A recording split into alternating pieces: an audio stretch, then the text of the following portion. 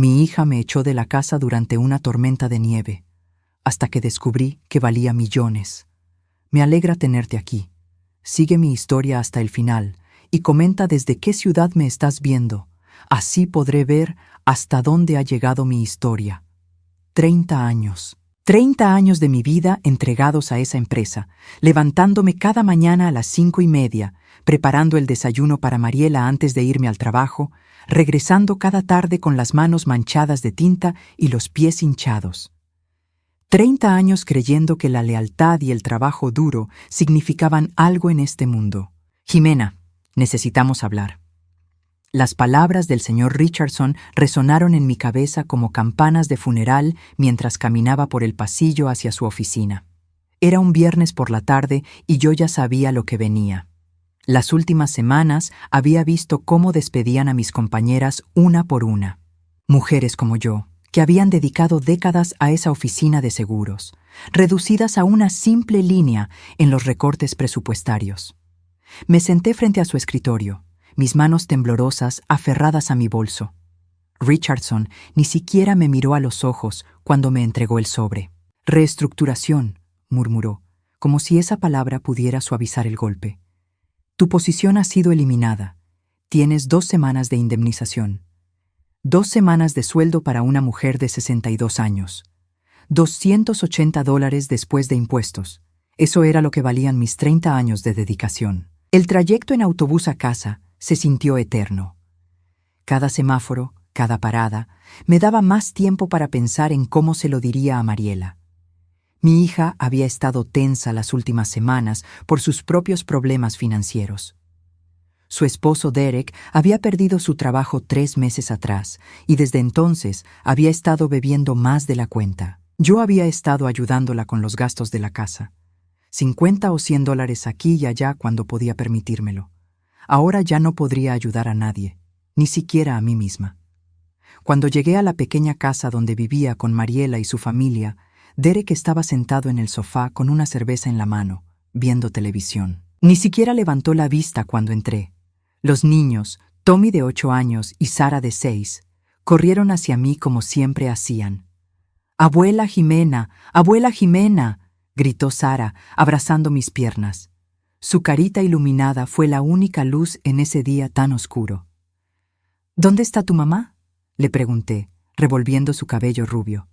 «Arriba, hablando por teléfono con alguien del banco», respondió Tommy, con esa seriedad que a veces tenían los niños cuando percibían las tensiones de los adultos. Subí las escaleras con paso pesado, escuchando la voz agitada de Mariela desde su habitación. La puerta estaba entreabierta y pude escuchar fragmentos de su conversación. «No, no puedo hacer el pago este mes. Sí, entiendo que es la 3ª vez. Por favor, necesito más tiempo». Toqué suavemente la puerta. Mariela se giró, el teléfono aún pegado a la oreja, y me hizo una seña para que esperara. Su cara estaba roja de frustración, y cuando finalmente colgó, se quedó mirando el teléfono como si fuera su enemigo. «Mamá, no es un buen momento», dijo sin mirarme directamente. «Mariela, necesito hablar contigo». Mi voz salió más débil de lo que había planeado. Ella suspiró profundamente, como si mi simple presencia fuera una molestia adicional en su día ya complicado. «¿Qué pasó ahora?» «Me despidieron hoy». Las palabras quedaron flotando en el aire entre nosotras. Mariela se quedó inmóvil por un momento, procesando la información. Luego, lentamente, su expresión cambió de sorpresa a algo que me heló la sangre: molestia. «¿En serio?». Su voz se volvió aguda. «¿Justo ahora? ¿Cuando Derek está desempleado y yo apenas puedo pagar la hipoteca?». «No fue mi decisión, hija. Eliminaron mi puesto». «¿Y qué se supone que hagamos ahora?». Se puso de pie bruscamente, comenzando a caminar de un lado a otro de la habitación. «No puedo mantener esta casa yo sola. Derek no encuentra trabajo. Los niños necesitan cosas para la escuela. Y ahora tú». Se detuvo abruptamente, mirándome con una frialdad que nunca había visto en sus ojos antes. Era como si estuviera calculando algo en su cabeza, haciendo números que no me incluían en la ecuación. «Mamá», dijo finalmente, su voz peligrosamente calmada, Necesito que entiendas algo. Esta casa, esta situación, ya no puedo mantener a alguien que no contribuye. Sentí como si me hubieran dado un puñetazo en el estómago. Mariela, soy tu madre. Y yo soy una madre tratando de mantener un techo sobre la cabeza de mis hijos. Su voz se endureció. He estado pensando en esto por semanas. Derek y yo hablamos. Si no puedes pagar tu parte, no puedes quedarte aquí. ¿Mi parte? Las palabras salieron como un susurro. Esta es mi casa también. He estado ayudando con todos los gastos. Con tu trabajo. Sin trabajo, no hay ayuda. Sin ayuda. Se encogió de hombros, como si fuera la cosa más lógica del mundo.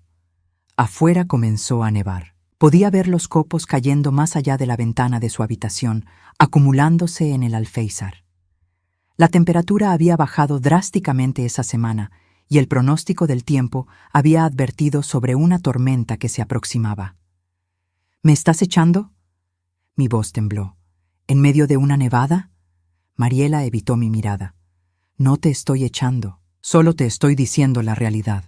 No puedo permitirme mantener a otra persona adulta que no aporta económicamente. Pero es solo temporal. Encontraré otro trabajo. Mamá, tienes 62 años. ¿Quién va a contratarte? Su crueldad me cortó como un cuchillo.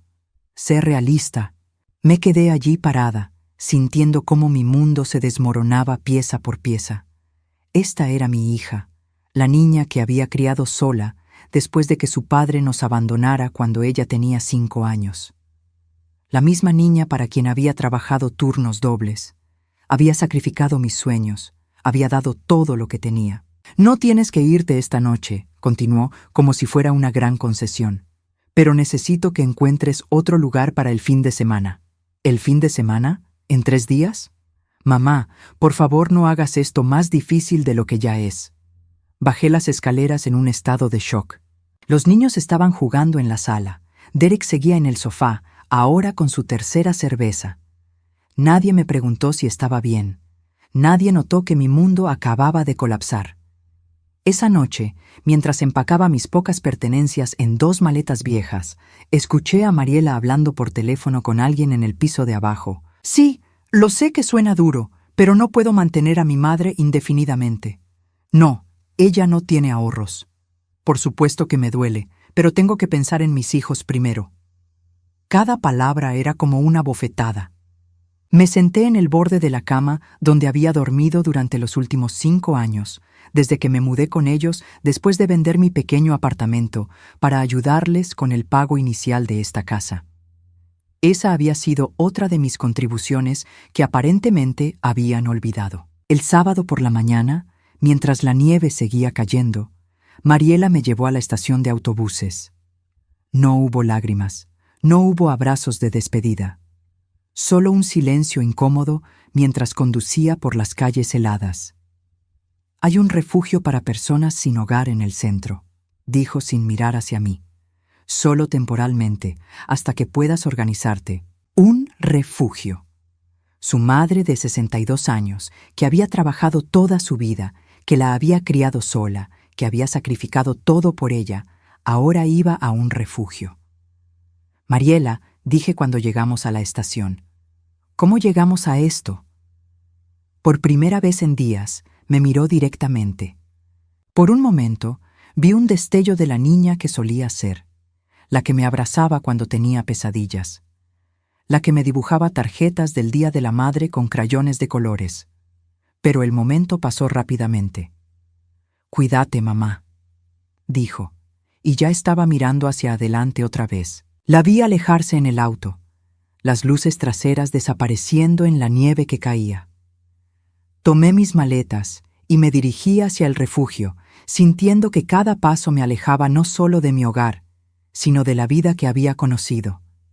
El refugio olía a desinfectante y desesperación. Era un edificio viejo, con literas alineadas en filas, donde mujeres de todas las edades habían terminado por circunstancias que nunca habían imaginado.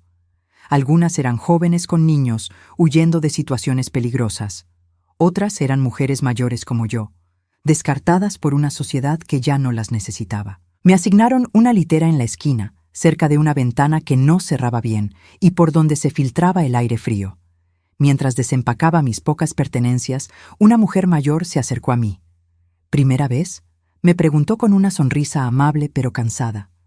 Asentí sin confiar en mi voz. «Duele más la primera noche», dijo suavemente. «Después te acostumbras. Nadie debería acostumbrarse, pero lo hacemos». Esa noche, acostada en esa litera extraña, escuchando los sonidos de mujeres desconocidas durmiendo, llorando, respirando, me pregunté cómo había llegado a ese punto. ¿En qué momento mi hija había dejado de amarme? ¿En qué momento me había convertido en una carga en lugar de una madre?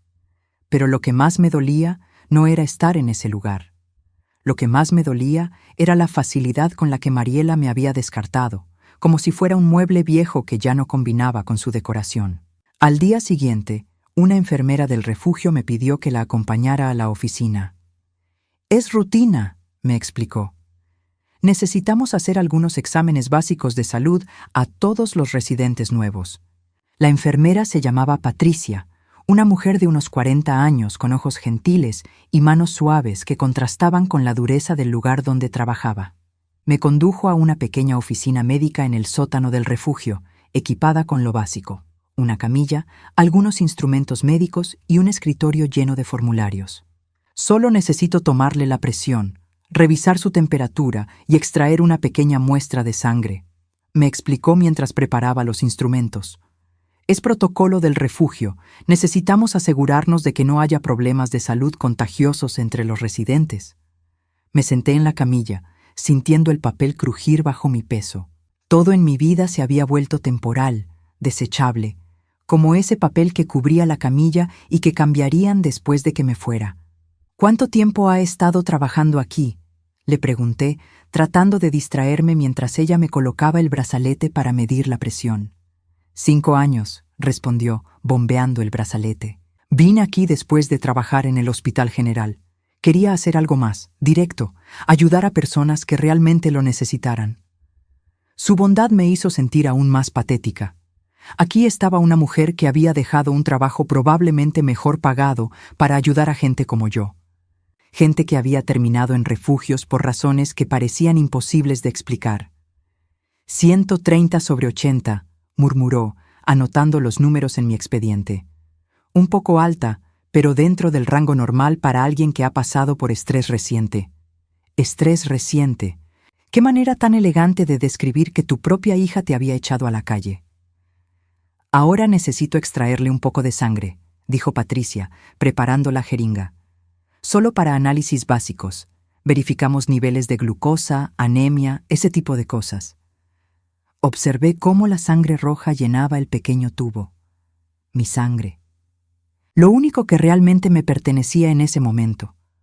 Todo lo demás, mi casa, mi trabajo, mi familia, mi dignidad, se había desvanecido como humo en el aire frío de febrero. «¿Tiene familia en la ciudad?», me preguntó Patricia mientras etiquetaba el tubo con mi nombre. La pregunta me dolió más de lo que esperaba. «Tengo una hija», respondí finalmente. «Pero las cosas están complicadas». Patricia asintió con comprensión. No hizo más preguntas y se lo agradecí. En los refugios, aparentemente, todo el mundo entendía que las historias familiares eran territorio peligroso. «Los resultados estarán listos en un par de días», me dijo, mientras guardaba los tubos de sangre en una pequeña nevera. «Si hay algún problema, la llamaremos. Por lo demás, puede regresar a sus actividades normales». Actividades normales. Como si tuviera alguna. Los siguientes días se desdibujaron en una rutina monótona. Despertaba a las 6 de la mañana cuando encendían las luces. Desayunaba avena aguada y café frío.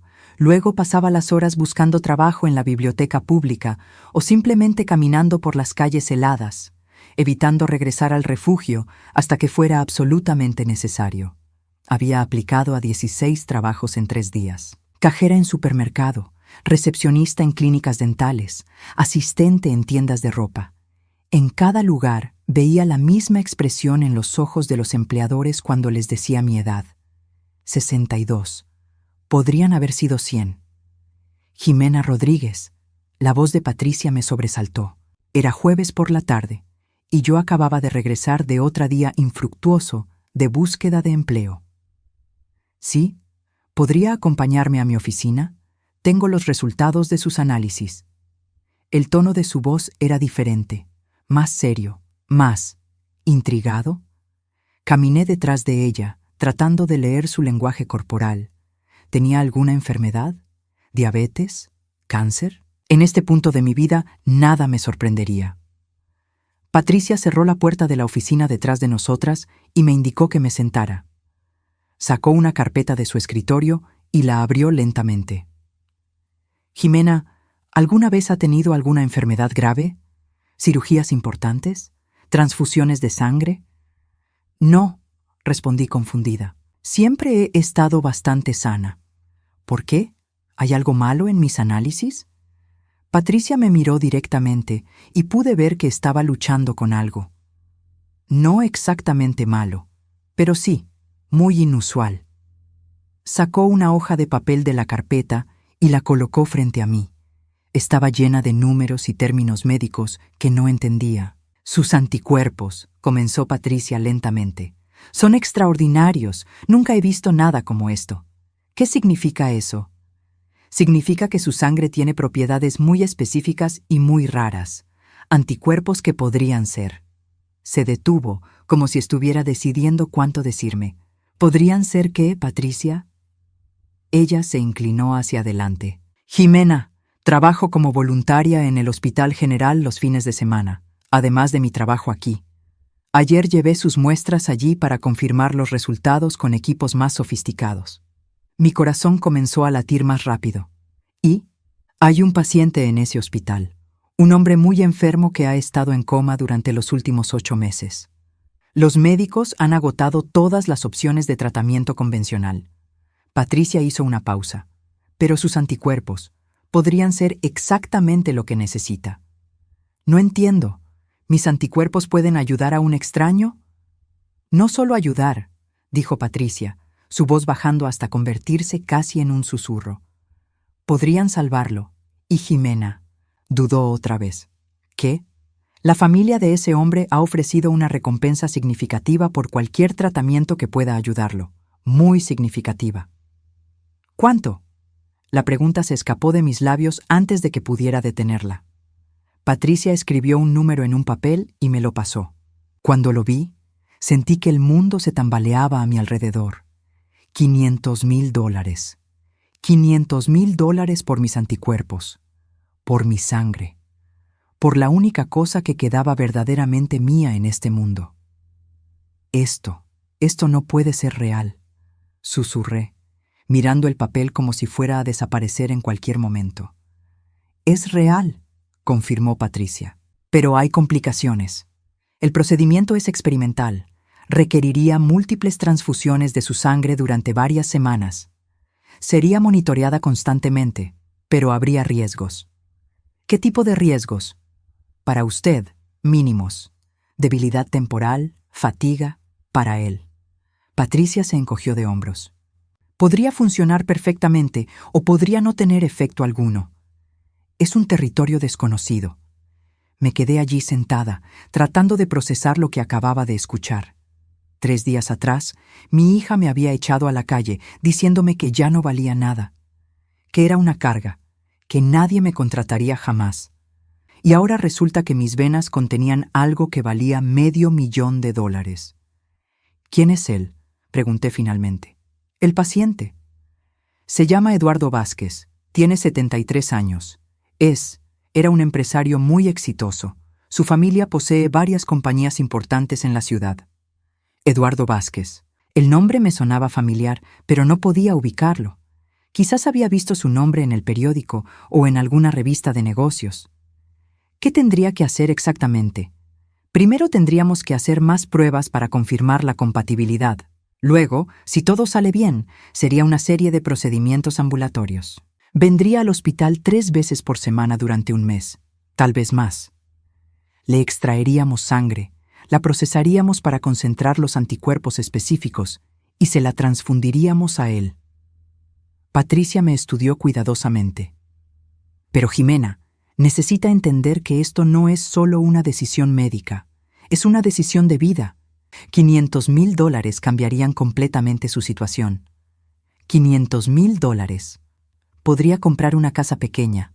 Podría vivir cómodamente el resto de mi vida sin depender de nadie, sin ser una carga para nadie, sin tener que rogar por un trabajo que nunca me darían. Podría demostrarle a Mariela que había estado equivocada. ¿Cuánto tiempo tengo para decidir?, pregunté. La condición del señor Vázquez se deteriora cada día. Su familia está desesperada. Si va a hacerlo, tendríamos que empezar las pruebas adicionales pronto. ¿Mañana? Patricia asintió. Podría llevarla al hospital mañana por la mañana para que conozca al equipo médico y vea exactamente lo que involucraría el procedimiento. Esa noche, acostada en mi litera en el refugio, no pude dormir. Las palabras de Patricia se repetían en mi mente. $500,000 por mi sangre. Por algo que había estado corriendo por mis venas toda mi vida sin que yo supiera que tenía algún valor especial. ¿Era esto karma? ¿Justicia cósmica?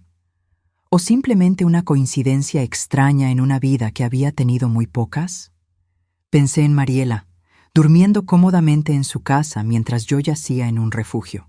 Pensé en cómo me había mirado cuando me dijo que ya no podía mantenerme, como si fuera un mueble viejo, un estorbo.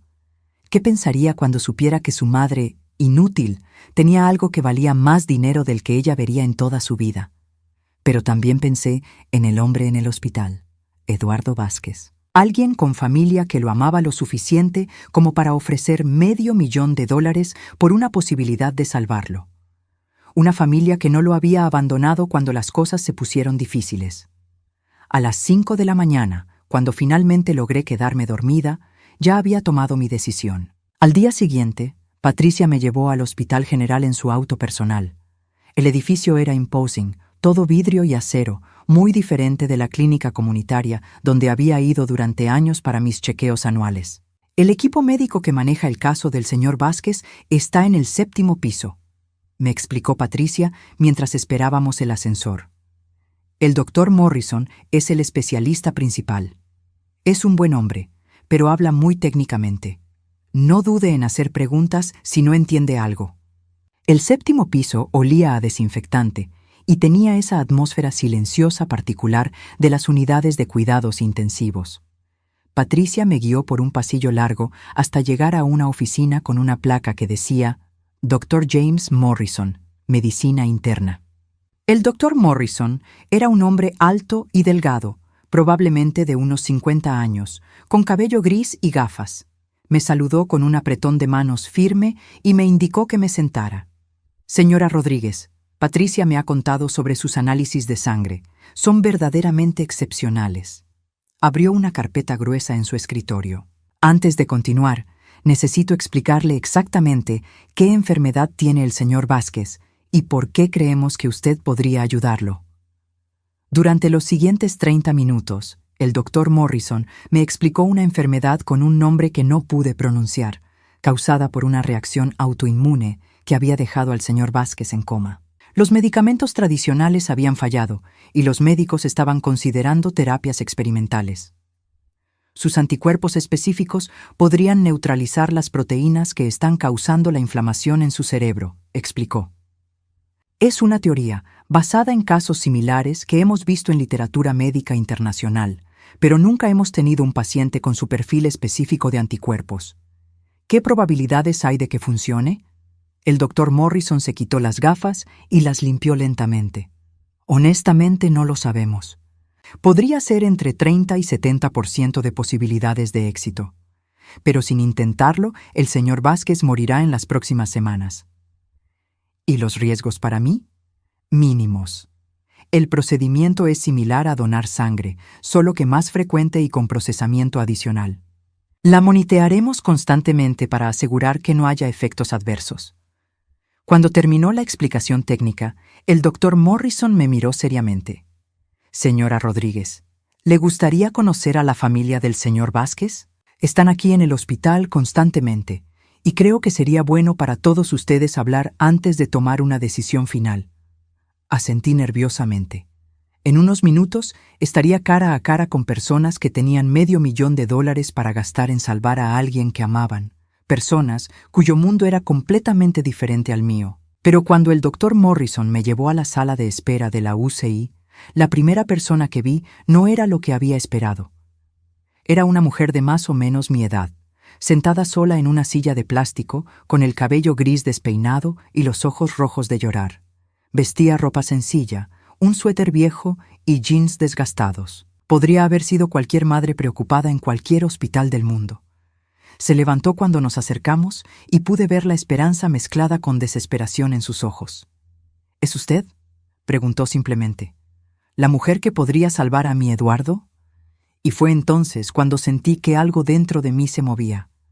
No era solo por el dinero. Era porque esta mujer, esta madre, me estaba mirando como si yo fuera su último milagro. Exactamente como yo había mirado a Mariela tantas veces a lo largo de los años, esperando que ella me viera como algo más que una carga. La mujer frente a mí se llamaba Carmen Vázquez, y cuando me tomó las manos entre las suyas, sentí una calidez que no había experimentado en meses. Sus ojos estaban llenos de lágrimas, pero también de una gratitud tan profunda que me hizo sentir incómoda. «Por favor», me susurró. «Por favor, dígame que lo va a intentar». No pude responder inmediatamente. Miré por encima de su hombro hacia la ventana de la UCI, donde podía ver parcialmente una cama rodeada de máquinas. Un hombre mayor yacía inmóvil, conectado a tubos y cables. Eduardo Vázquez. El hombre cuya vida podría estar en mis manos. «Necesito pensarlo», logré decir finalmente. Carmen asintió, soltando mis manos. «Por supuesto, es una decisión enorme, pero por favor, no se tome demasiado tiempo. Cada día que pasa». No terminó la frase, pero no era necesario. Cada día que pasaba, su esposo se acercaba más a la muerte. El doctor Morrison me acompañó de vuelta a la oficina para completar algunos formularios preliminares. «Si decide proceder», me explicó, «necesitaremos hacer pruebas adicionales mañana mismo. La compatibilidad específica es crucial».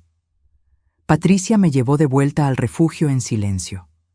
Podía sentir que quería preguntarme qué había decidido, pero respetaba mi necesidad de procesar todo. Cuando llegamos, me entregó un papel con su número de teléfono personal. «Llámeme cuando haya decidido», me dijo. «Sin importar qué decida, estoy aquí para apoyarla».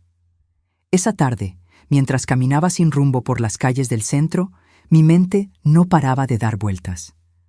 $500,000. Una fortuna para alguien como yo. Suficiente dinero para comprar una casa pequeña, vivir cómodamente, nunca más depender de nadie. Nunca más ser una carga. Estaba tan perdida en mis pensamientos que no vi a Mariela hasta que estuvo justo frente a mí. «Mamá». Su voz me sobresaltó. Me giré para encontrarla parada en la acera, vestida con su abrigo de invierno caro, el que le había ayudado a comprar el año pasado para su cumpleaños. Su expresión era extraña. No la frialdad que había mostrado cuando me echó, pero tampoco la calidez de antes, algo intermedio. «Mariela». Mi voz sonó más fría de lo que había planeado. «¿Qué haces aquí?» «Te he estado buscando». Se movió incómoda de un pie al otro. «Alguien me dijo que te vieron por esta zona». «¿Y?»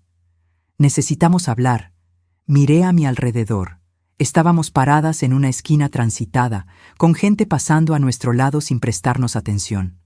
Dos mujeres teniendo una conversación que podría ser sobre cualquier cosa mundana. Nadie sabía que una de nosotras acababa de descubrir que su sangre valía más dinero del que la otra vería jamás. «¿De qué quieres hablar, Mariela?» Pensé que había sido muy clara hace una semana. Sus mejillas se sonrojaron. «Mamá, Derek ha estado bebiendo mucho desde que te fuiste. Los niños preguntan por ti constantemente. ¿Y yo?» Se detuvo, como si las palabras le costaran físicamente. «He estado pensando que tal vez fui demasiado dura. Demasiado dura. Como si echar a tu madre de 62 años en medio de una tormenta de nieve fuera simplemente ser demasiado dura». «¿En serio?» No pude evitar el sarcasmo en mi voz. «Sé que estás molesta, y lo entiendo. Pero somos familia, mamá. Deberíamos poder resolver esto. Familia. Ahora que me habían botado como basura, de repente volvía a ser familia. ¿Dónde has estado quedándote?, me preguntó, mirando mi ropa arrugada y mi cabello que necesitaba urgentemente un corte. En un refugio. Vi cómo sus ojos se agrandaron con shock genuino. ¿Un refugio? Mamá, no sabía qué. Se detuvo, recomponiéndose. Eso tiene que cambiar. No puedo permitir que mi madre viva en un refugio. Interesante cambio de perspectiva. Hace una semana podía perfectamente permitirlo. Mariela, ¿por qué estás realmente aquí? Porque te extraño, dijo rápidamente. Los niños te extrañan. Derek dice que la casa no es lo mismo sin ti. Derek, que ni siquiera había levantado la vista de la televisión cuando me fui. Y, continuó, he estado hablando con algunas personas en la iglesia sobre tu situación. Hay programas de asistencia para personas mayores. Podríamos conseguirte ayuda para encontrar un apartamento pequeño, tal vez incluso un trabajo de medio tiempo en algún lugar que no discrimine por la edad. Sus palabras sonaban ensayadas, como si hubiera estado practicando esta conversación frente al espejo. Pero había algo más, un nerviosismo en sus ojos que no había visto antes. Es muy considerado de tu parte, dije lentamente, pero no necesito caridad de la iglesia. No es caridad, mamá. Es familia ayudando a familia. Ahí estaba esa palabra otra vez. Familia. Mariela, ¿alguien te dijo algo sobre mí? ¿Algo específico?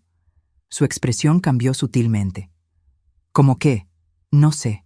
Solo pregunto por qué este cambio repentino de corazón. No hay ningún cambio repentino. He estado sintiendo culpa desde que te fuiste. Mentira. Lo podía ver en la forma en que evitaba mi mirada directa.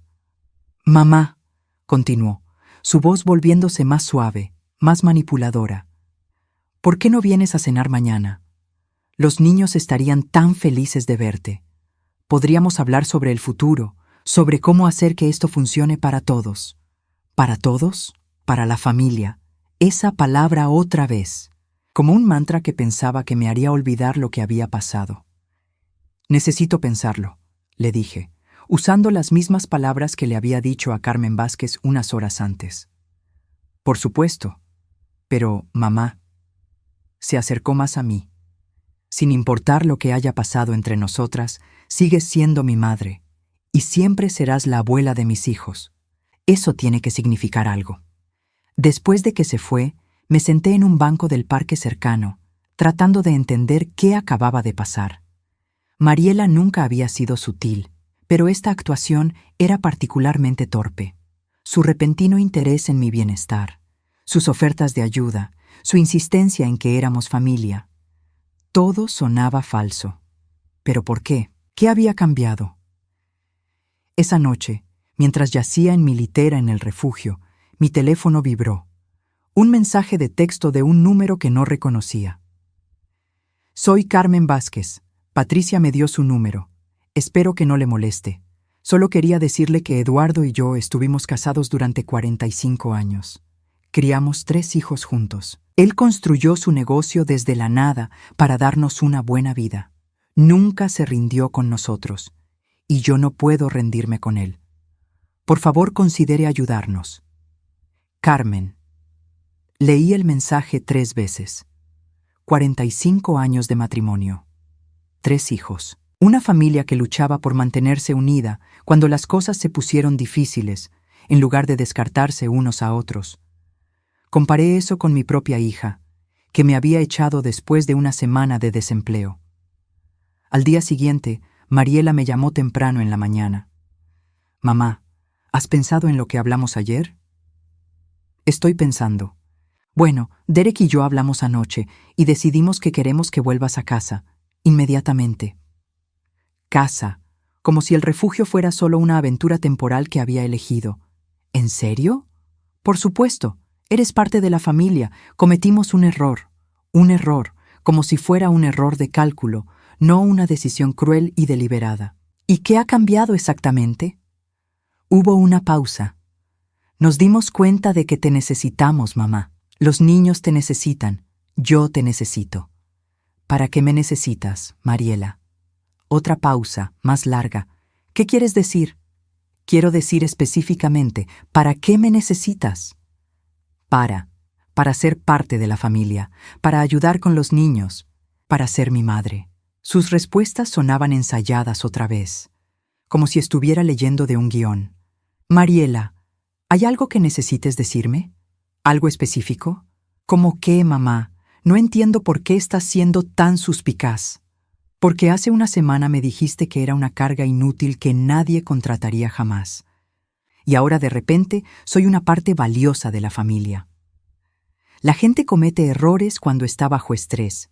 Derek y yo estábamos preocupados por el dinero y tomamos una decisión estúpida, pero ahora queremos corregirla. ¿Y cómo planean corregirla exactamente? Bueno, obviamente necesitarías contribuir algo cuando encuentres trabajo, pero podríamos hacer que funcione. Tal vez menos de lo que estabas pagando antes. Así que seguía siendo sobre el dinero. Incluso en su disculpa, seguía siendo sobre mi capacidad de pagar por el privilegio de tener un techo sobre mi cabeza. Tengo que irme, Mariela. Espera, ¿vendrás a cenar esta noche? Por favor, mamá, solo para hablar. Lo pensaré. Colgué antes de que pudiera insistir más. Más tarde esa mañana, Patricia me llamó. Jimena, el doctor Morrison quiere saber si puede venir para las pruebas adicionales esta tarde. El tiempo es realmente crítico. Sí, respondí sin dudarlo. Estaré allí. ¿Estás segura? Por primera vez en una semana, estaba completamente segura de algo. Sí, estoy segura. Pero primero tenía algo que hacer. Llamé a Mariela. Mamá, qué bueno que llames. ¿Has decidido sobre la cena? Sí, iré. Pero primero necesito que me digas algo honestamente. Por supuesto. ¿Alguien te dijo algo sobre mí? ¿Algo sobre el hospital o sobre análisis médicos? El silencio al otro lado de la línea se extendió demasiado. Cuando finalmente habló, su voz sonaba tensa. ¿Por qué me preguntas eso? Solo responde la pregunta, Mariela. Patricia del refugio llamó ayer. Dijo que habías tenido algunos análisis hechos y que había algo especial sobre los resultados. Algo sobre ¿anticuerpos? Ahí estaba, la verdad. ¿Y qué más te dijo Patricia? Solo que había posibilidades de que pudieras ayudar a alguien en el hospital, y que había compensación involucrada. Compensación, una palabra muy educada para $500,000. ¿Cuánto te dijo que era la compensación? Mamá, eso no importa. Lo importante es que puedas ayudar a alguien. ¿Cuánto, Mariela? Un suspiro. $500,000. Y ahí estaba. La razón real por la cual mi hija había tenido un cambio súbito de corazón. La razón por la cual de repente volvía a ser familia. La razón por la cual de repente me necesitaba. $500,000. Mariela, dije calmadamente, cuando Patricia te dijo eso, ¿fue cuando decidiste que querías que volviera a casa? Mamá, no. No es así para nada. Yo ya me sentía mal por lo que había pasado. ¿Antes o después de la llamada de Patricia? Silencio. Mariela. Después, murmuró finalmente. Pero eso no significa. Significa exactamente lo que creo que significa. Colgué el teléfono. Me quedé sentada en el refugio por un momento, sintiendo una mezcla de furia y, extrañamente, alivio. Finalmente había confirmado lo que había sospechado. Mariela no me quería de vuelta por amor o culpa, o porque finalmente se había dado cuenta de que había cometido un error. Me quería de vuelta porque había dinero involucrado. Mucho dinero. Ese día en el hospital, las pruebas adicionales confirmaron lo que el doctor Morrison había esperado. Mis anticuerpos eran una compatibilidad perfecta para el tratamiento experimental de Eduardo Vázquez. ¿Cuándo podemos empezar?, le pregunté. ¿Mañana por la mañana? Perfecto. Carmen Vázquez lloró cuando le dijeron la noticia. Me abrazó tan fuerte que pensé que me rompería las costillas. Gracias, susurró en mi oído. Gracias por darnos esta oportunidad. Mientras firmaba los papeles médicos y legales, pensé en la diferencia entre Carmen y Mariela. Carmen estaba dispuesta a pagar una fortuna para salvar a alguien que amaba. Mariela solo estaba interesada en esa fortuna para sí misma. Esa noche, cuando Mariela me llamó otra vez, no respondí. Tenía mensajes de voz, mensajes de texto, cada uno más desesperado que el anterior. Mamá, por favor llámame. Mamá, necesitamos hablar sobre esto. Mamá, sé que estás molesta, pero sigues siendo mi madre. Mamá, los niños preguntan por ti. Mamá, ¿vas a hacer algo estúpido solo para lastimarme? Ese último mensaje me hizo reír. Algo estúpido para lastimarla. Como si usar mi sangre para salvar una vida y ganar mi independencia fuera estúpido. Como si rechazar su manipulación fuera una venganza personal contra ella. No tenía idea de que lo que estaba a punto de descubrir haría que todo esto pareciera simple en comparación. El primer día del tratamiento, llegué al hospital a las 8 de la mañana, tal como me habían indicado. Carmen Vázquez ya estaba allí, sentada en la sala de espera con una taza de café frío en las manos. Cuando me vio, se levantó inmediatamente. «Jimena, buenos días. ¿Cómo durmió?» «Bien», mentí. En realidad, había pasado la noche despierta, alternando entre nerviosismo por el procedimiento y furia por la manipulación de Mariela. «¿Le gustaría conocer a Eduardo antes de que comencemos?», me preguntó Carmen. Los médicos dicen que aunque está en coma, tal vez pueda escuchar voces familiares. Ain no estaba segura de querer ver al hombre cuya vida estaba en mis manos, pero había algo en la expresión de Carmen que me hizo imposible decir que no. La habitación de la UCI estaba llena de máquinas que emitían sonidos constantes. Eduardo Vázquez yacía en el centro de todo eso, conectado a tubos y cables, pero su rostro se veía pacífico. Era un hombre alto, incluso acostado podía notarse, con cabello gris plateado y manos que parecían fuertes a pesar de su condición. «Eduardo, cariño», le susurró Carmen tomando su mano. «Esta es Jimena, la mujer que va a ayudarnos». Me acerqué a la cama lentamente. Había algo en su rostro que me resultaba vagamente familiar, pero no podía identificar qué. «Hola, Eduardo», dije suavemente, sintiéndome un poco ridícula hablando con alguien inconsciente. «Voy a hacer todo lo posible para ayudarte». Por un momento, juraría que vi sus párpados moverse ligeramente, pero probablemente fue mi imaginación. Carmen me llevó a conocer el resto de la familia. Sus 3 hijos habían venido desde diferentes estados para estar allí durante el tratamiento. Miguel, el mayor, era abogado en Chicago. Elena era profesora en Colorado. Y el más joven, Roberto, dirigía una de las empresas de su padre aquí en la ciudad. Todos fueron increíblemente amables conmigo, pero pude notar la tensión en sus rostros. La desesperación controlada de personas que habían estado viviendo en el limbo durante meses, viendo a su padre desvanecerse lentamente. «No sabemos cómo agradecerle por hacer esto», me dijo Miguel mientras esperábamos que prepararan el equipo médico. «El dinero es una cosa, pero usted nos está dando esperanza». El procedimiento en sí fue menos dramático de lo que había esperado. Me sentaron en una cómoda silla reclinable mientras las enfermeras insertaban un ibero en mi brazo. La máquina que procesaría mi sangre parecía algo salido de una película de ciencia ficción, toda tubos transparentes y luces intermitentes. «¿Siente algún dolor?», me preguntó la enfermera después de unos minutos. «No, solo un poco de cansancio». «Eso es normal. Su cuerpo está trabajando un poco más duro de lo usual». Mientras mi sangre circulaba a través de la máquina, dejé que mi mente vagara. Pensé en todos los años que había trabajado sin saber que mi sangre contenía algo especial. Pensé en Mariela y en cómo había cambiado su actitud tan rápidamente al enterarse del dinero. Pensé en Carmen y su familia, unidos en su amor por Eduardo. «¿En qué está pensando?», me preguntó Carmen, que se había quedado conmigo durante todo el procedimiento. «En familias», respondí honestamente. «En cómo algunas se mantienen unidas y otras se desmoronan». Carmen asintió sabiamente.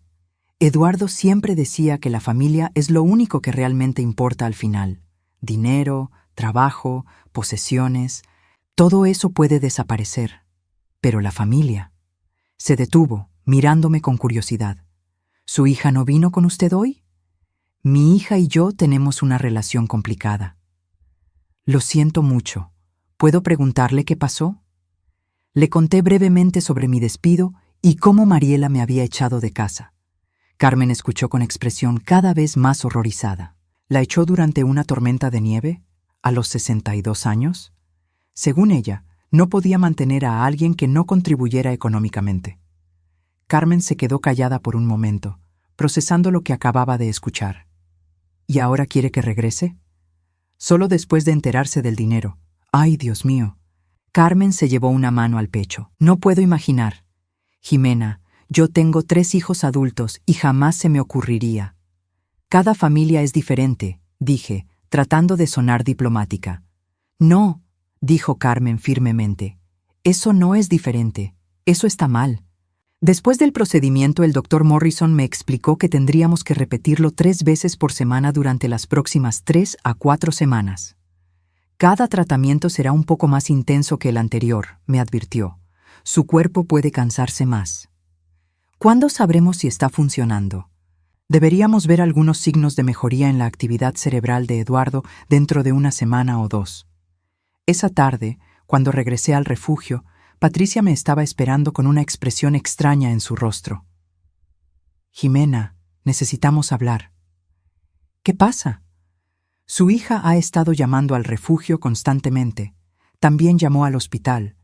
Dice que usted está tomando decisiones médicas sin consultar a su familia. Sentí mi estómago hundirse. ¿Qué quiere exactamente? Quiere estar presente en todas las citas médicas futuras. Dice que como su familiar más cercano, tiene derecho a estar involucrada en su atención médica. Tengo 62 años, no 92. No necesito un guardián. Lo sé, y yo se lo dije, pero también llamó al hospital e hizo las mismas demandas allí. ¿Y qué dijeron en el hospital? Que mientras usted sea mentalmente competente y esté tomando decisiones voluntariamente, ella no tiene derecho legal a interferir. Pero Jimena. Patricia me miró con preocupación. También preguntó específicamente sobre los arreglos financieros. Por supuesto que lo hizo. ¿Qué le dijeron sobre eso? Nada. Esa información es privada, pero está claro que sabe que hay dinero involucrado. Esa noche, mientras yacía en mi litera, mi teléfono sonó. Era Mariela, otra vez. Mamá, necesitamos hablar inmediatamente. No, no necesitamos. Sí, necesitamos. Estás tomando decisiones importantes sin consultar a tu familia. Tú me echaste de mi familia, ¿recuerdas? Eso fue un malentendido. Pero ahora estás poniendo tu salud en riesgo por dinero, y como tu hija, no puedo permitir eso. Mi salud no está en riesgo. ¿Cómo lo sabes? ¿Eres doctora? Ese procedimiento experimental podría tener efectos secundarios que no entiendes. Los médicos me explicaron todos los riesgos. ¿Y consultaste con un abogado sobre el acuerdo financiero? ¿Tienes idea de las implicaciones fiscales? ¿Qué pasa si algo sale mal y te demandan? Sus preguntas venían tan rápido que casi sonaban ensayadas, como si hubiera estado preparándose para esta conversación. Mariela, ¿consultaste con un abogado? Un momento de silencio. Consulté con alguien que conoce estos temas, ¿sí? ¿Y qué te dijeron? Me dijeron que $500,000 es mucho dinero y que hay formas legales de protegerlo de impuestos excesivos si se maneja correctamente. Ahí estaba. No estaba preocupada por mi salud o mi bienestar. Estaba preocupada por cómo maximizar el dinero que pensaba que iba a recibir. Mariela, ese dinero es mío. Por supuesto que es tuyo, mamá, pero somos familia, y la familia se ayuda mutuamente. Familia otra vez. Esa palabra mágica que supuestamente borraba todo lo que había pasado, como tú me ayudaste cuando perdí mi trabajo. Mamá, ya te disculpé por eso. Cometí un error.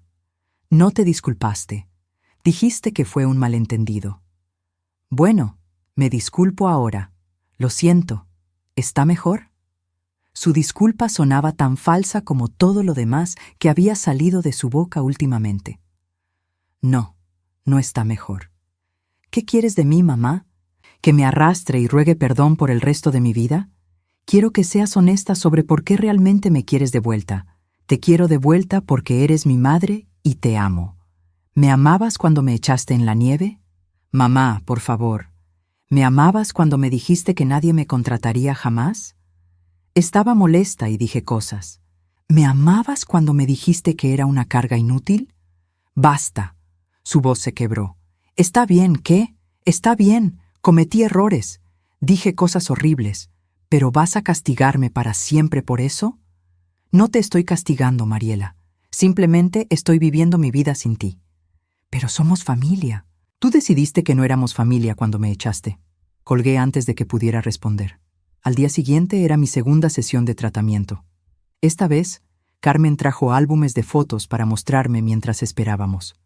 Pensé que tal vez le gustaría conocer mejor a Eduardo, me dijo, abriendo un álbum grueso lleno de fotografías familiares. Las primeras páginas mostraban a un Eduardo joven con Carmen.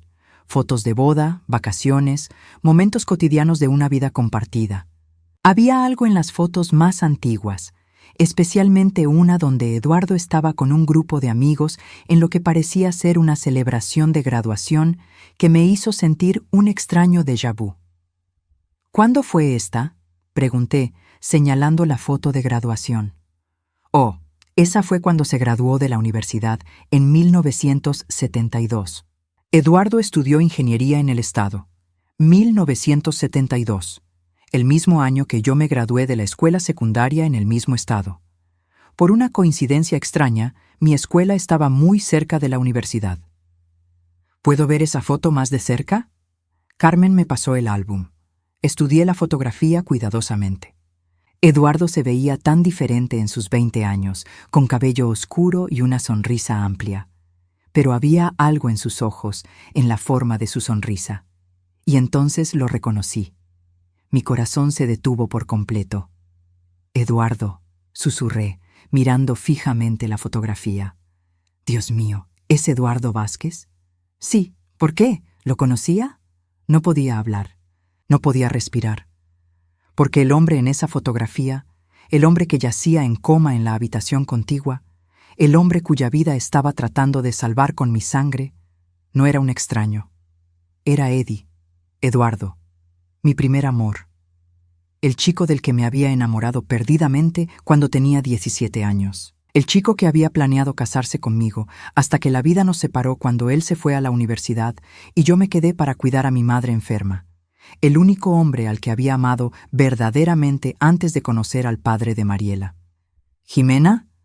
Carmen me tocó el brazo. ¿Está bien? Se ve muy pálida. Yo. Mi voz salió como un susurro. Yo conocía a Eduardo hace mucho tiempo. ¿En serio? ¿Cómo? Cuando éramos jóvenes, antes de que ustedes se casaran. Carmen me miró con curiosidad. ¿Eran amigos? No pude responder inmediatamente. ¿Cómo le explicas a la esposa de alguien que tuviste una relación romántica con su esposo más de 40 años atrás, que estuvieron enamorados, que habían hablado de casarse y tener hijos juntos? Éramos cercanos, dije finalmente. Carmen me estudió cuidadosamente.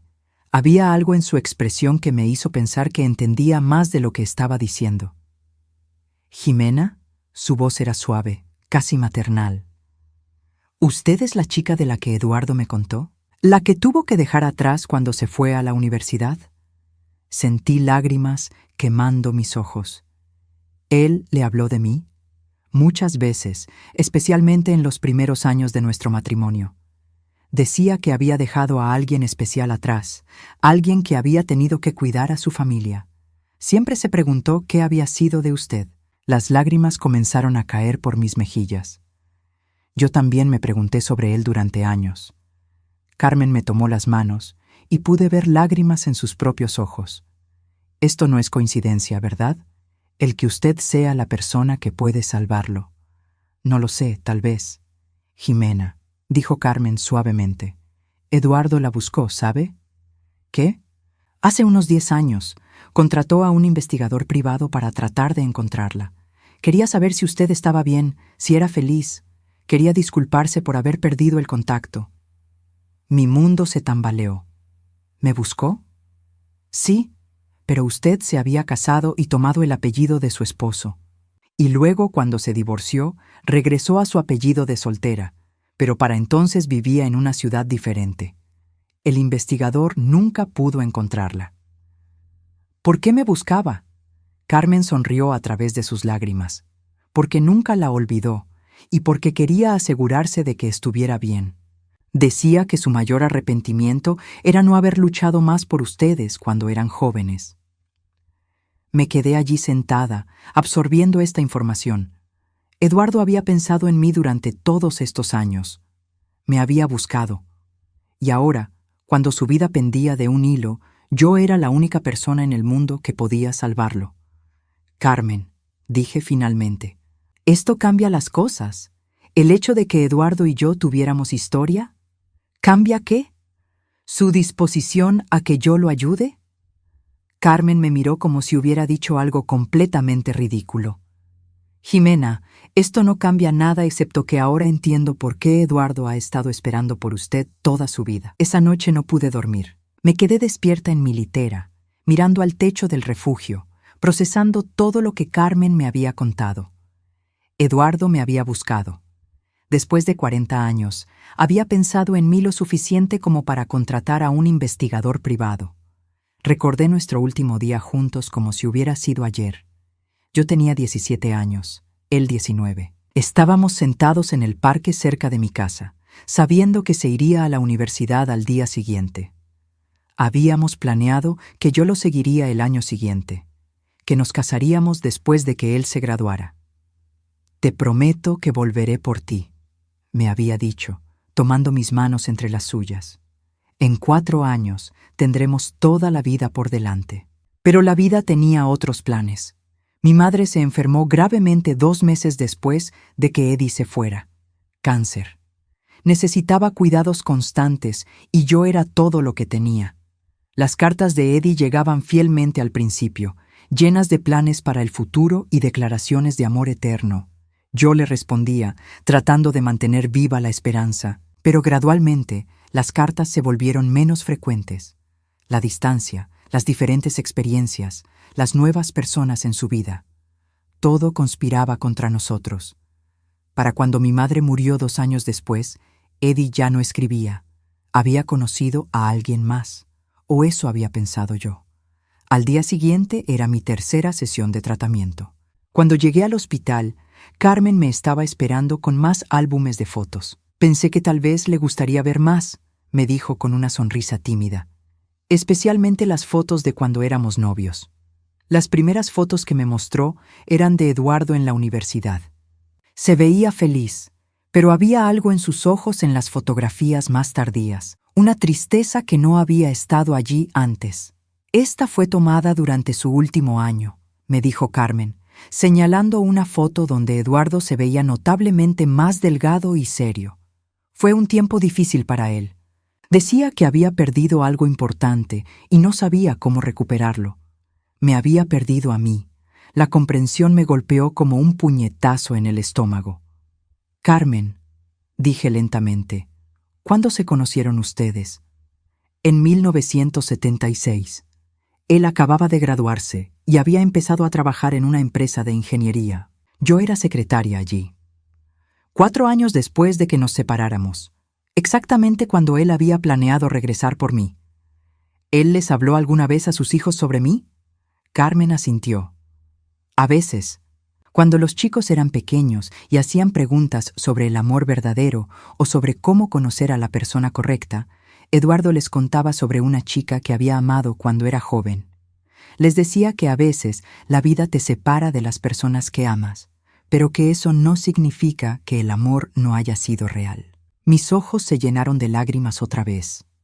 Durante todos estos años, yo había creído que Eduardo me había olvidado fácilmente, que había seguido adelante sin mirar atrás. Pero él había conservado mi memoria, había contado nuestra historia a sus hijos, había tratado de encontrarme. ¿Y usted nunca se sintió celosa?, le pregunté. Carmen sonrió con sabiduría. Al principio, tal vez un poco, pero luego me di cuenta de que el hecho de que Eduardo pudiera amar tan profundamente era una de las razones por las que me enamoré de él. Y Jimena se inclinó hacia adelante.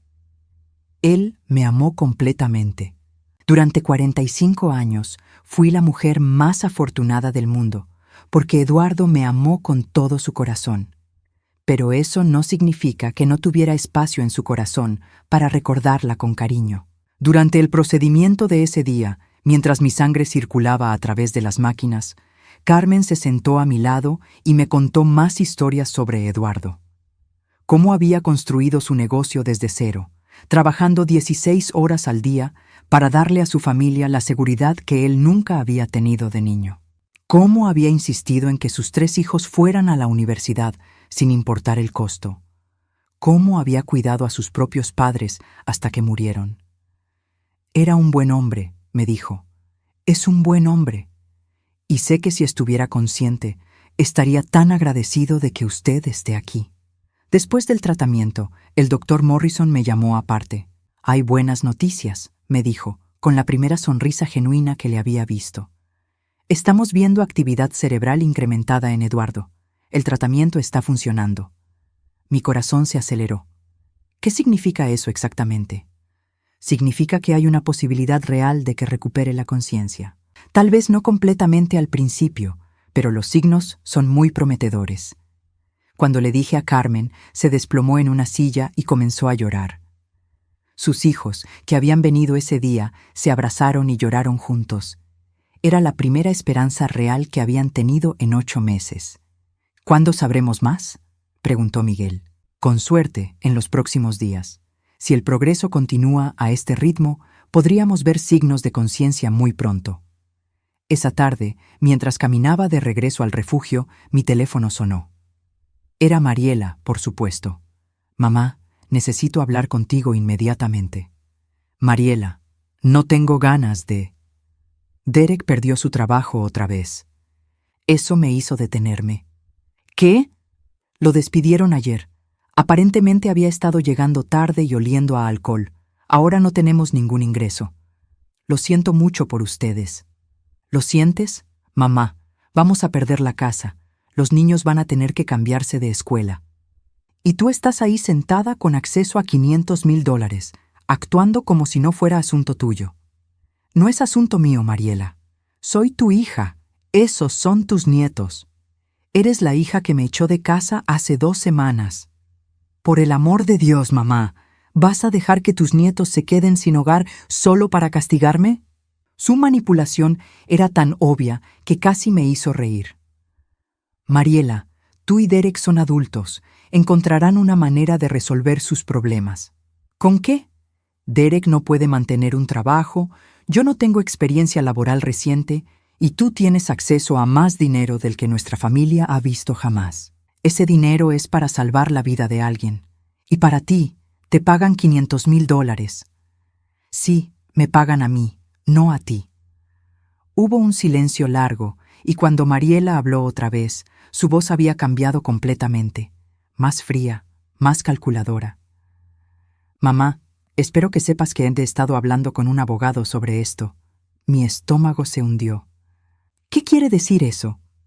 Quiere decir que hay leyes sobre el cuidado de padres ancianos y también hay leyes sobre personas que toman decisiones médicas bajo coerción emocional o financiera. No estoy bajo coerción. ¿En serio? Porque parece que una familia rica te está pagando una suma suspiciosamente grande de dinero por un procedimiento experimental que podría tener efectos secundarios a largo plazo que no entiendes. Mariela, no me amenaces. No te estoy amenazando, mamá. Solo te estoy informando sobre la realidad legal de tu situación. Colgué el teléfono, temblando de ira. ¿Había llegado a esto? ¿Mi propia hija me estaba amenazando con acciones legales porque no le daría dinero? Esa noche, Patricia me encontró en la sala común del refugio, mirando por la ventana hacia las luces de la ciudad. «Jimena, ¿está bien? Se ve alterada». Y le conté sobre la llamada de Mariela y sus amenazas legales. Patricia escuchó con expresión cada vez más seria. «¿Puede hacer eso?», le pregunté. «¿Puede realmente interferir con el tratamiento?» Legalmente no.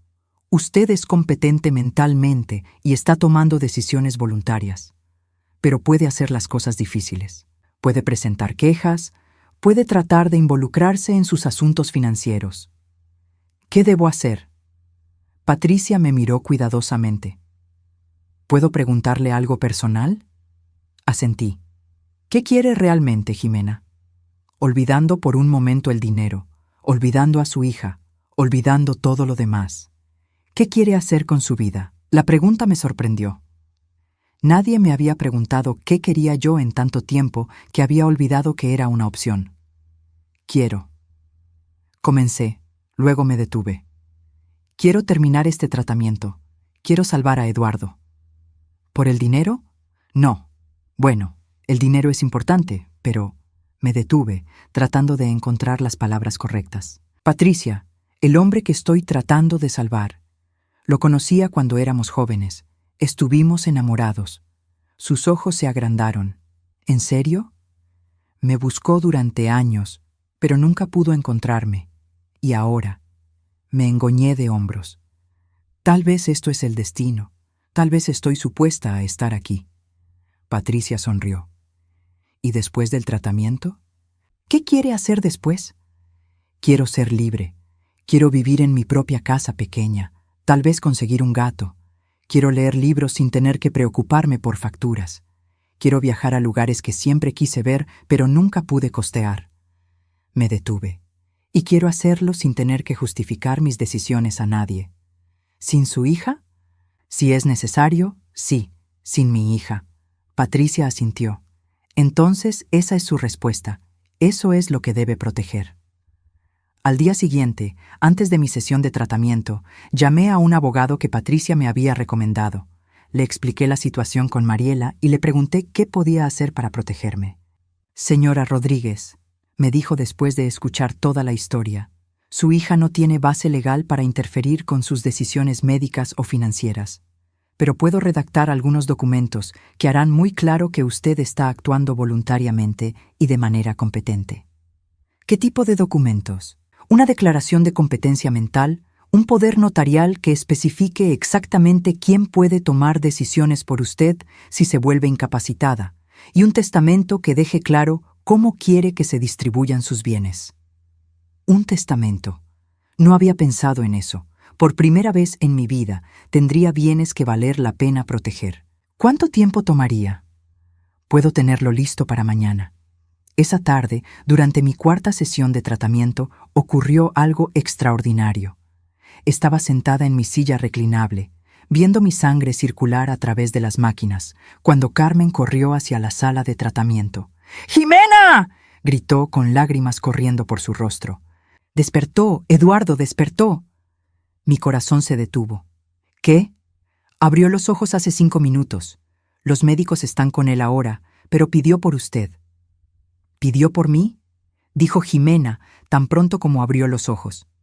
Las enfermeras rápidamente desconectaron el equipo y Carmen me llevó corriendo hacia la UCI. El doctor Morrison estaba saliendo de la habitación de Eduardo con una sonrisa enorme en su rostro.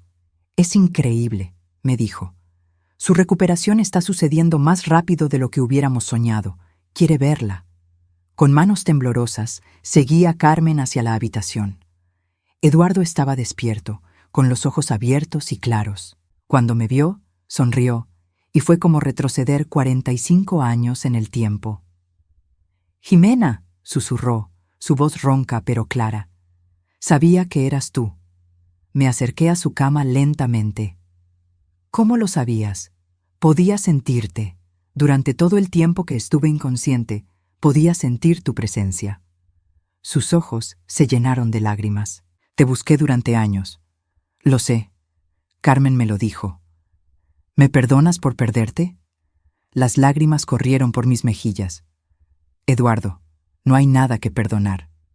Él extendió su mano y yo la tomé. Sus dedos se entrelazaron con los míos exactamente como lo habían hecho cuando éramos adolescentes. «Jimena», dijo suavemente, «sé que tienes una vida, una familia, pero ¿puedes quedarte? Al menos hasta que me recupere completamente. Tenemos 45 años que recuperar». Miré a Carmen, esperando ver celos o resentimiento, pero ella estaba sonriendo a través de sus lágrimas. «Quédese», me dijo. «Por favor. Eduardo la necesita, y creo que usted lo necesita a él también». Tenía razón. Después de años de sentirme invisible, no deseada, descartada, finalmente había encontrado a alguien que me veía, que me había estado buscando, que me necesitaba. Me quedaré, le dije a Eduardo, apretando su mano, y por primera vez en meses me sentí como en casa. Los siguientes días pasaron como en un sueño hermoso del cual no quería despertar. Eduardo se recuperaba más rápido de lo que cualquiera había anticipado. Los médicos dijeron que era como si mi tratamiento hubiera devuelto no solo su conciencia, sino también décadas de vitalidad. Carmen había insistido en que me quedara en su casa durante la recuperación de Eduardo. «Es lo menos que podemos hacer después de que salvaste a mi esposo», había dicho, pero yo sabía que era más que gratitud. Era genuino cariño, el tipo de amor familiar que había estado buscando toda mi vida sin darme cuenta. La casa de los Vázquez era modesta pero acogedora, llena de fotografías familiares y recuerdos de una vida bien vivida. Tenía mi propia habitación con vista al jardín, un espacio tranquilo donde por primera vez en años podía despertar sin preocuparme por facturas o por ser una molestia para alguien. Eduardo venía a casa del hospital en 3 días. Su recuperación había sido tan completa que los médicos lo habían calificado de milagrosa.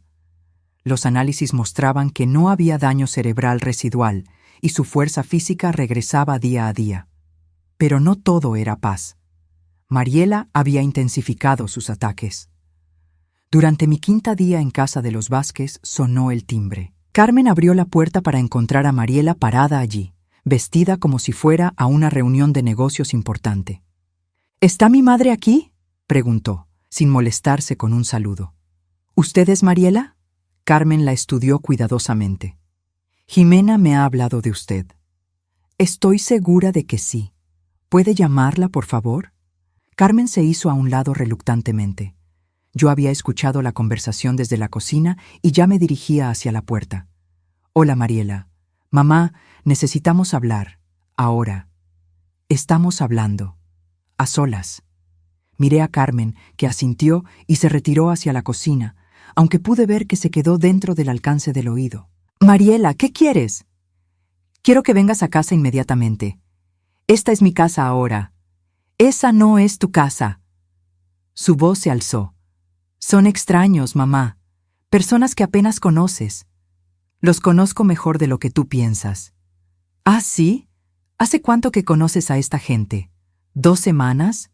¿Y ya estás viviendo con ellos como si fueras parte de su familia?». «Ellos me trataron como familia desde el primer día, algo que tú nunca hiciste». «Eso no es cierto. No es cierto. ¿Cuándo fue la última vez que me preguntaste cómo estaba antes de necesitar algo de mí?». Mariela abrió la boca, luego la cerró. No podía pensar en una respuesta. «Mariela», continué, «vine aquí para salvar la vida de alguien. En el proceso, encontré una familia que me aprecia por lo que soy, no por lo que puedo hacer por ellos. Pero nosotros somos tu familia real». «¿En serio? Porque cuando perdí mi trabajo y necesitaba apoyo emocional, me echaste a la calle. Cuando necesitaba un lugar donde sentirme segura, me mandaste a un refugio.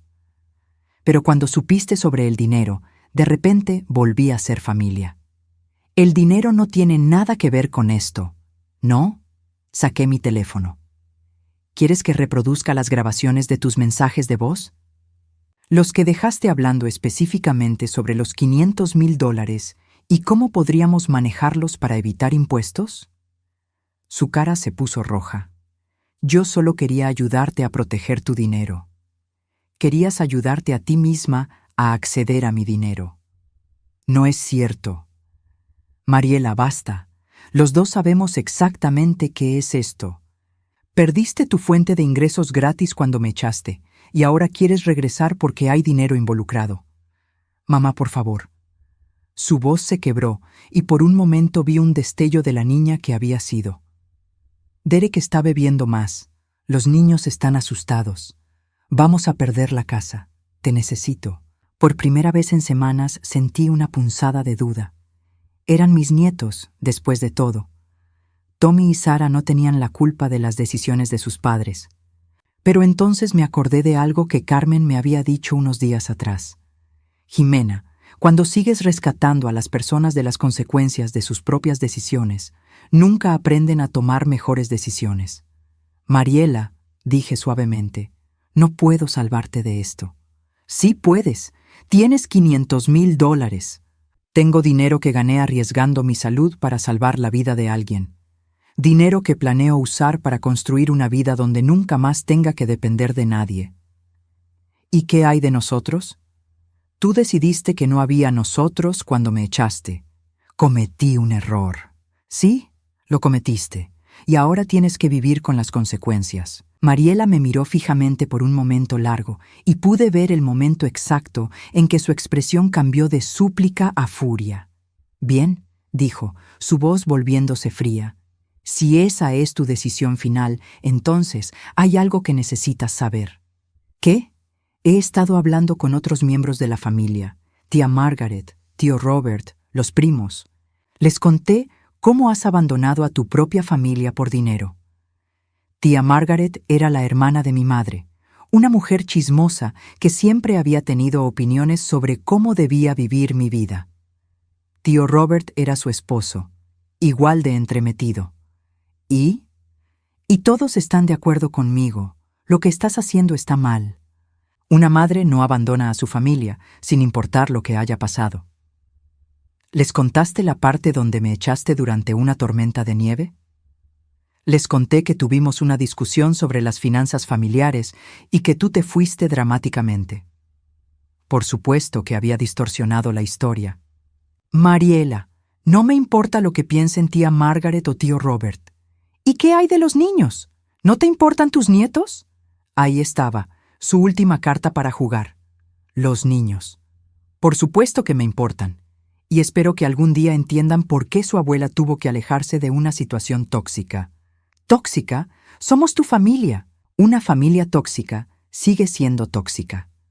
Mariela me estudió por un momento largo. Luego asintió lentamente. Bien, pero no esperes poder regresar cuando te des cuenta de que estos extraños no te van a querer para siempre. No planeo regresar. Y no esperes ver a los niños. Esa amenaza me dolió más de lo que quería admitir, pero no iba a dejar que lo viera. Esa es tu decisión, Mariela. Pero recuerda que estás usando a tus propios hijos como armas para manipularme. Pregúntate qué tipo de madre hace eso. Se fue sin otra palabra, pero pude ver que mis últimas palabras habían dado en el blanco. Carmen apareció en la cocina minutos después de que Mariela se fuera. ¿Está bien?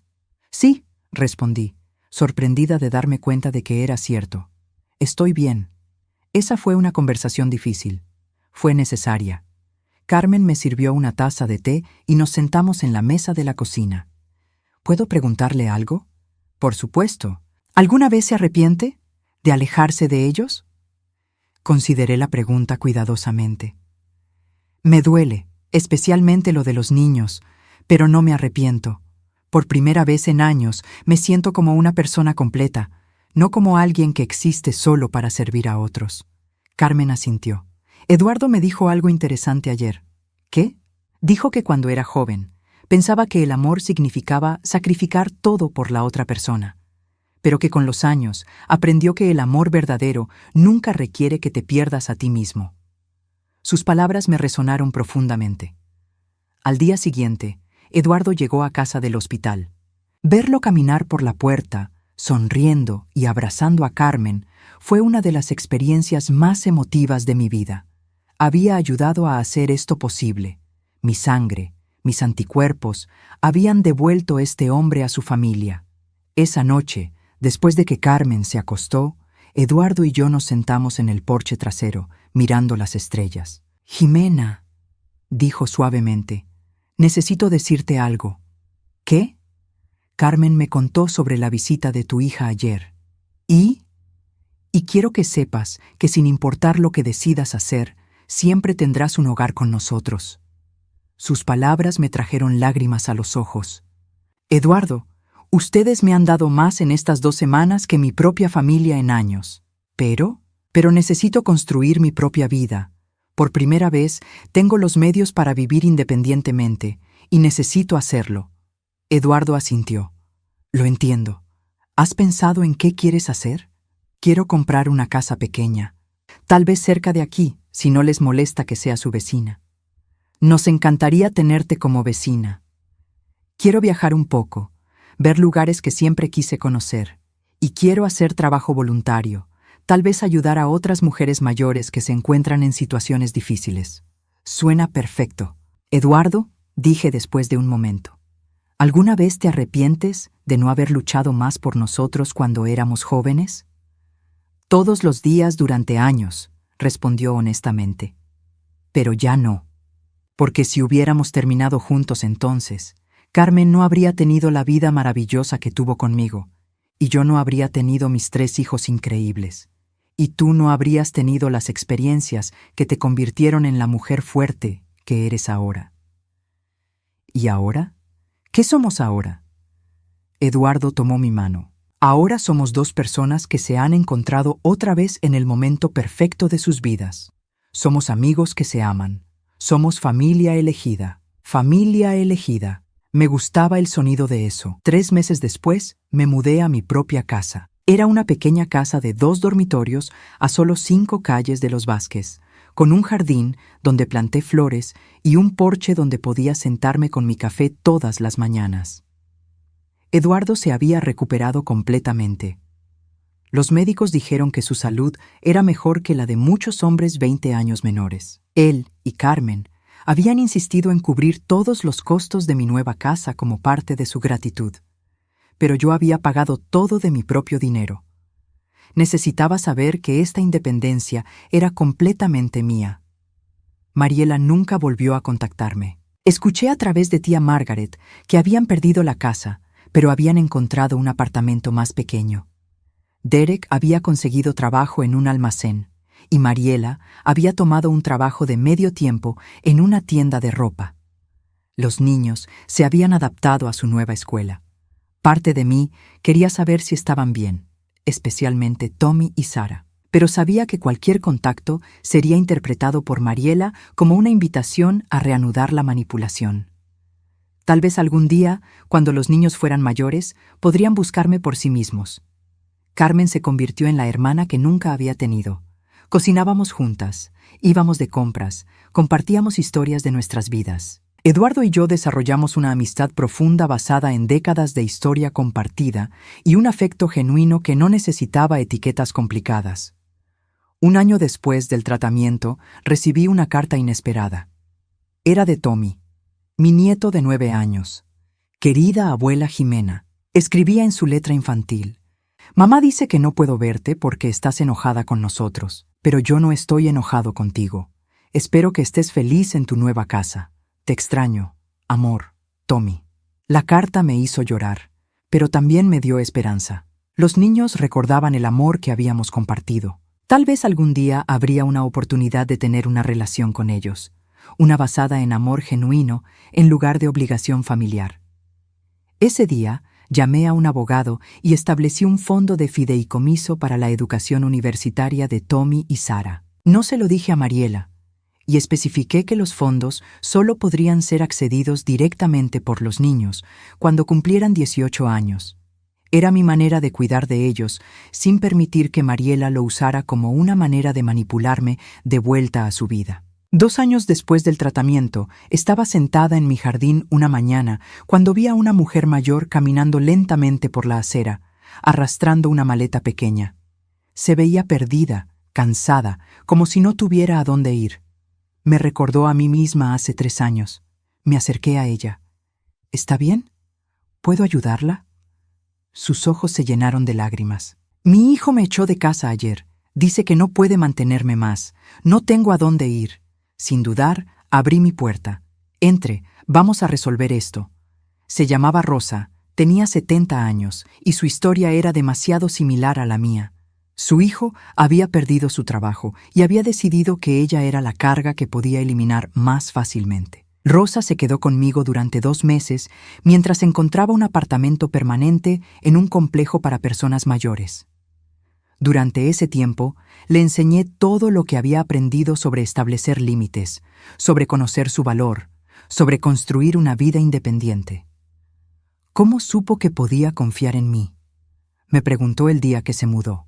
Porque he estado donde usted está, le respondí, y porque nadie debería tener que pasar por eso sola. Esa conversación me dio una idea. Con parte del dinero que había recibido del tratamiento, establecí un pequeño programa sin fines de lucro para ayudar a mujeres mayores que habían sido abandonadas por sus familias. No era nada grandioso, solo un pequeño fondo para ayudar con depósitos de apartamentos, asesoramiento legal y apoyo emocional durante la transición. Lo llamé Nuevo Comienzo, porque eso es lo que todas merecíamos. Un nuevo comienzo, sin importar nuestra edad. 5 años después de aquella noche fría en el refugio, estoy sentada en mi jardín, viendo el atardecer. Eduardo y Carmen vendrán a cenar en 1 hora. Tengo flores que planté yo misma floreciendo a mi alrededor, libros que elegí yo misma en mi mesa de lado, y un gato llamado Esperanza durmiendo en mi regazo. Mi teléfono suena. Es un número que no reconozco. «¿Abuela Jimena?», dice una voz joven. Mi corazón se detiene. «¿Sara? Sí, tengo 16 años ahora. Encontré tu número en el directorio. ¿Podemos hablar?». Cierro los ojos, sintiéndome abrumada por la gratitud. «Por supuesto, cariño. Podemos hablar de todo lo que quieras». Mientras hablo con mi nieta por primera vez en 5 años, miro mi jardín, mi casa, mi vida que construí desde cero. Perdí una familia, pero gané algo más valioso. Me gané a mí misma. Y por primera vez en décadas estoy completamente, genuinamente feliz. A veces la mayor venganza es simplemente vivir bien. Y a veces el mayor amor propio es saber cuándo alejarse.